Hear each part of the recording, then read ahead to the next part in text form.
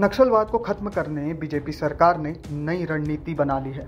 ऐसे में सशस्त्र हिंसा छोड़ने वालों को राज्य सरकार अपने पास बुलाएगी। बस्तर में ये लोग अपनी आपबीती बताएंगे। इस मामले पर गृह मंत्री विजय शर्मा ने कहा कि असम में बोडोलैंड का सशस्त्र आंदोलन चलता था। आज सारे लोग मुख्य धारा में शामिल हो गए हैं। आज इनमें से कई लोग सांसद और विधायक हैं। गृह मंत्री विजय शर्मा ने कहा कि तेलंगाना की महिला बाल विकास मंत्री कभी नक्सली थी। छत्तीसगढ़ के नक्सलवाद को इनसे प्रेरणा मिलेगी।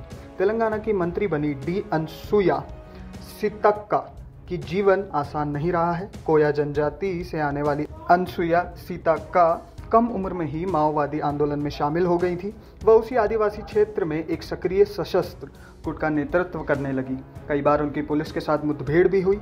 सीतक्का ने एक मुठभेड़ में ही अपने पति और भाई को खो दिया था। साल 1980 और 90 की शुरुआत में बंदूकधारी माओवादी विद्रोही के रूप में सीतक्का जंगल में रहकर काम करती थी। इसके बाद माओवादी आंदोलन से अलग होकर सीतक्का ने साल 1994 में एक माफी योजना के तहत पुलिस के सामने आत्मसमर्पण किया, जिसके बाद उनके जीवन ने नया मोड़ ले लिया।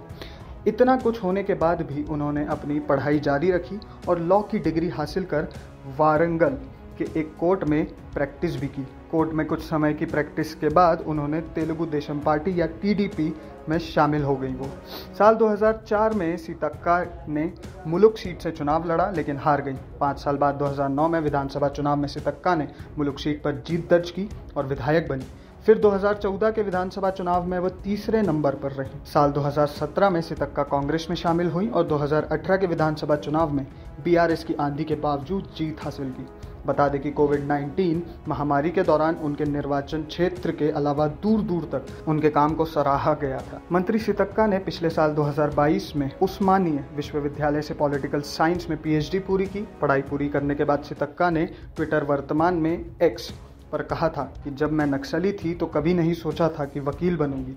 जब वकील बनी तो कभी नहीं सोचा था कि मैं विधायक बनूंगी, और जब विधायक बन गई तो ये कभी नहीं सोचा था कि पीएचडी कर पाऊंगी।